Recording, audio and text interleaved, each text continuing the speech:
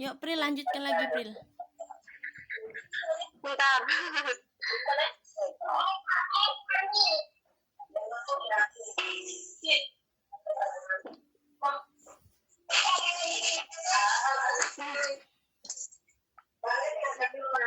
Dari April.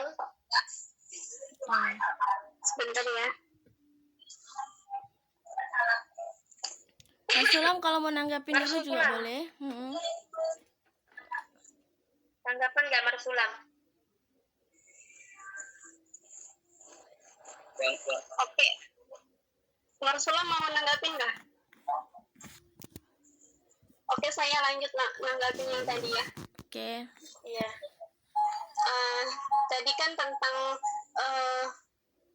kedaulatan rakyat ya. Ya. Jadi kekuasaan tertinggi itu berada di tangan rakyat kan. Nah, maka dari itu legitimasi kekuasaan pemerintah adalah berasal dari rakyat itu sendiri. Kemudian dari kedaulatan rakyat itu menganggap kehendak rakyat adalah satu-satunya sumber kekuasaan bagi pemerintahan.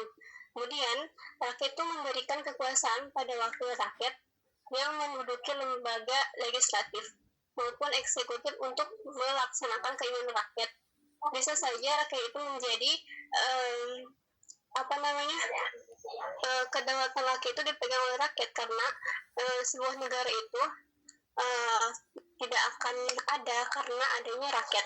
Karena suatu syarat adanya negara itu salah satunya adalah ada rakyat yang mendiami wilayah tersebut. Kemudian selain itu melindungi hak-hak serta memerintah berdasarkan hati nurani rakyat itu sendiri. Mungkin itu yang bisa saya sampaikan. Oke. Ada lagi tanggapan teman-teman?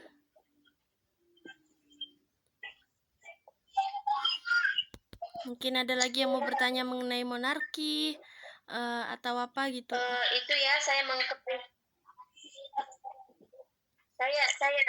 Sabila. Oke, boleh. Saya mengklarifikasi tadi di awal itu kan saya bilang kan sistem bentuk negara Indonesia presidensial ya. Nah, saya keliru. Bentuk negara Indonesia itu republik, yang mana republik konstitusional.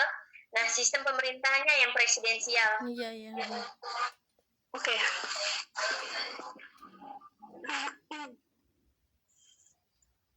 Boleh bukan menanggapi, bertanya kembali kah? Boleh. Iya, boleh. Kan tadi tentang bentuk pemerintah monarki itu sistem pemerintahannya seperti apa, dan kalau di republik itu kan kayak pemilihan umum gitu kan untuk memilih suatu pemimpin itu. Kalau misalnya di monarki itu termasuk kayak pemerintahnya kan kayak ratu raja, dan sistem pemerintahan itu seperti apa? Saya jawab ya. Sependek pengetahuan saya juga pernah baca beberapa literatur bahwasanya dalam sistem monarki ini terkadang agak ribet ya. Terkadang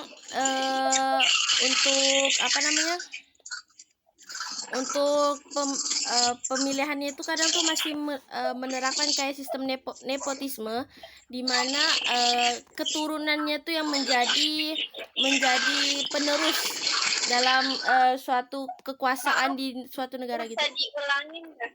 Soalnya suaranya putus-putus. Oh, putus-putus ya. Jadi begini, sependek pengetahuan saya mengenai sistem bentuk pemerintahan monarki ini, bahwasanya untuk pemilihan pemimpin atau penguasa itu masih menggunakan nepotisme, di mana terkadang tuh untuk penerus yang memegang suatu kekuasaan itu ialah terkadang anaknya gitu, atau masih dalam ikatan keluarga gitu.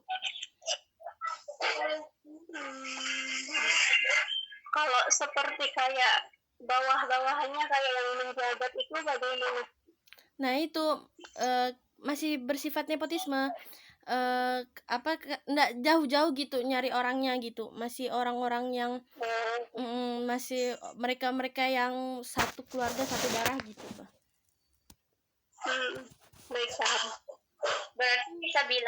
Berarti berdasarkan jalur keturunan juga bisa seperti itu ya, Bisa jadi nepotisme. Iya. Seperti jalan ya Pak ya. Apa Mas? Berarti sistem kayak kerajaan gitulah. Ya kan memang monarki itu bentuk pemerintahan kerajaan. Monarki kan emang sistem pemimpinnya kan sebuah pemimpinnya tuh kerajaan, kayak kerajaan gitu bentuknya. Betul. Kadang tuh kalau macam kayak di Jepang tuh kan ada tuh dibuatkan film-film kerajaan gitu kan. Nah, kurang lebih seperti itu gitu. Iya sih. Brunei itulah salah satu contohnya juga ya kan, yang seperti yang sudah disebutkan Sabila di awal tadi itu. Oke, ada lagi tanggapan?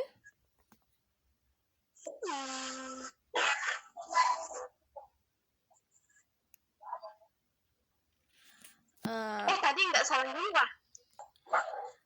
Oke kawan-kawan, mungkin cukup ya kali ya untuk diskusi singkat mengenai bentuk pemerintahan monarki dan republik ini. Saya mohon maaf, saya Sabila Febriani, mohon maaf apabila ada penyampaian yang kurang seperti mungkin ada kesalahan, kekeliruan, mohon dimaafkan karena saya juga masih belajar. Dan juga rekan saya Samia.